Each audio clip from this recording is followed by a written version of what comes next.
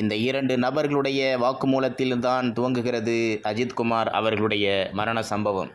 இந்த இருவரும் மதுரை மாவட்டம் திருப்புவனத்தை சார்ந்தவர்கள்.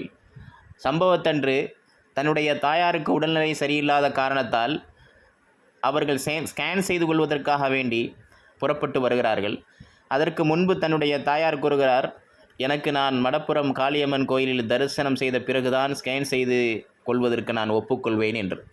ஸ்கேன் செய்ய செல்ல வேண்டும் என்பதற்காக வேண்டி தன்னுடைய தாயில் உடம்பில் இருக்கக்கூடிய நகைகளை கலட்டுகிறார்.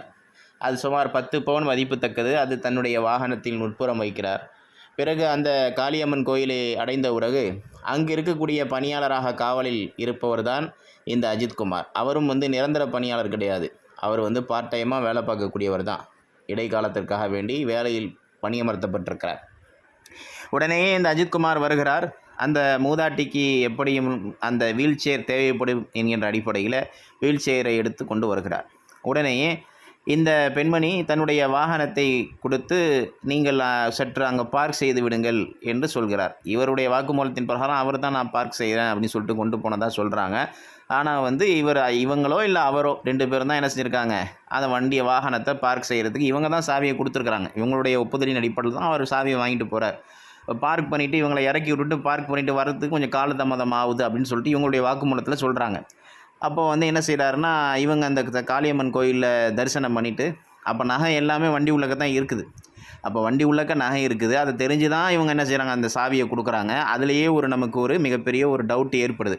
எப்படியா இருந்தாலும் நம்ம ஒரு பொருளை நம்ம வண்டியில் வச்சுருக்கும் பொழுது ஒரு அந்நிய நபர்கிட்ட தன்னுடைய கார் சாவியை கொடுத்து நீங்கள் பார்க் பண்ண சொல்கிறது என்பது அதை ஏற்றுக்கொள்ள முடியாத ஒரு விஷயம்தான். இருப்பினும் சந்தர்ப்ப சூழ்நிலையினால் அவங்க கொடுத்தாங்க அப்படின்னு கூட நம்ம வச்சுக்கிட்டனாலும், அப்போ என்ன நடக்குது அப்படின்னு சொன்னாக்கா, இவர் கொண்டு போய் பார்க் பண்ணிவிட்டு வந்துடுறாரு. திருப்பி அவங்க வண்டியை கேட்கும் போது திருப்பி அவர் தான் வண்டியை எடுத்துகிட்டு பிக்கப் பண்ணுறாரு. அவங்களை கொண்டு நிறுத்துறார். அப்போ நிறுத்தி கையில் சாவியை ஒப்படைச்சதோடு இவங்க என்ன செய்கிறாங்கன்னா, இவர் பணம் கேட்குறாரு வீல் சேரில் அவங்கள கொண்டு வந்ததுக்காக வேண்டி. அப்போது அவர் எவ்வளோ பணம் கேட்குறாருன்னா 500 கேட்குறாரு. ஆனால் இவங்க 100 தான் கொடுக்குறாங்க. இவங்க சொல்கிறாங்க, இவங்களுடைய வாக்கு பிரகாரம் நான் 100 கொடுத்தேன். ஆனால் அவர் அந்த சமயத்தில் தன்னுடைய இன்னொரு காவலாளிகளுக்கு ஃபோன் அடித்து, இந்த மாதிரி நான் 500 கொடுத்துட்டாங்க மேடம், நான் உங்களுக்கு ஜிபே பண்ணுறேன் அப்படின்னு அவர் சொன்னதாகவும், அந்த எதிர் திசையில் இருக்கக்கூடிய நபர் வாக்குமூலம் கொடுத்தது ஆமாம் இந்த மாதிரி அவர் சொன்னார் அப்படிங்கிற ஒரு விஷயத்த சொல்கிறாங்க. இதுதான் ஒரு குளறுபடியான ஒரு விஷயமாக இருக்கின்றது இவங்களுடைய வாக்குமூலத்தின் பிரகாரம். அப்போது அவங்க என்ன செய்கிறாங்கன்னு சொன்னாக்கா, கொஞ்சம் தூரம் போகும்பொழுது அம்மாவுக்கு பசி எடுக்கும்போது சாப்பாடு இருக்குது அந்த வாகனத்தில் இருந்ததுனால சாப்பாடை நாங்கள் எடுக்கும்போது நான் நகையை பார்த்தேன், தேடினேன். அப்போது நகை இல்லை. உடனே நாங்கள் திருப்பி HRNC அங்கே அந்த கோயில் அறநிலையத்துறைக்கு நாங்கள் கம்ப்ளைண்ட் பண்ணோம். உங்களுடைய கோயிலுக்கு நாங்கள் பூஜை செஞ்சுட்டு போகும்போது தான் என்னாச்சு, எங்களுடைய அந்த நகை பறி போய்விட்டது, திருட்டு போய்விட்டது. எங்களுக்கு இந்த அறக்காவலர் இவர் மேலே தான் டவுட்டாக இருக்குது, அஜித்குமார் மேலே அப்படின்னு சொன்னதோட அவங்க கூப்பிட்டு வச்சு விசாரிக்கிறாங்க அறநிலையத்துறை. அவங்க விசாரிக்கும் போது இவர் முன்னுக்கு பின் முரணான தகவல் சொன்னதாகவே இவங்களே சொல்கிறாங்க. அது எந்த விதத்தில் நியாயம் அப்படிங்கிறது தெரியல. பிறகு என்ன செய்கிறாங்கன்னா, போலீஸ் ஸ்டேஷனில் கம்ப்ளைண்ட் கொடுக்குறாங்க. திருப்புவனம் போலீஸ் ஸ்டேஷனில் கம்ப்ளைண்ட் கொடுத்ததுக்கப்புறம் இவரை என்ன செய்கிறாங்கன்னா, போலீஸ் விசாரணைக்கு கூட்டிகிட்டு போகிறாங்க இந்த அஜித்குமாரை. இவர் இந்த அஜித்குமார் போனதோட அந்த ஸ்டேஷனில் வச்சு இவரை விசாரிக்காமல் என்ன நடக்குதுன்னு சொன்னாக்கா, இப்போ எஸ்பி உடைய அதிவிரைவு படை இவங்களை டேக்கர் பண்ணுறாங்க. அவங்க கண்ட்ரோலில் கூட்டு போகிறாங்க. அதிவிரைவு படையுடைய கண்ட்ரோலுக்கு கொண்டு போயிட்டு அவங்க தனிப்பட்ட முறையில் இவரை விசாரிக்கிறாங்க. அதில் தான் நமக்கு இதில் கேள்வி எழுப்புது, ஏன் இவர் தனியாக கூட்டிகிட்டு போனாங்க? நான் எப்படி பார்த்தா அந்த ஸ்டேஷனில் தானே வச்சு விசாரிக்க வேண்டும். அப்போ இவங்களை அண்டர்டேக்கிங் பண்ணி கூப்பிட்டு போகிறாங்க. விசாரிக்கும் பொழுது இவரையும் இவருடைய சகோதரரையும் கூட்டிகிட்டு போகிறாங்க. கூட்டிகிட்டு போய் இவரையும் கடுமையாக தாக்குதல் நடத்துகிறாங்க.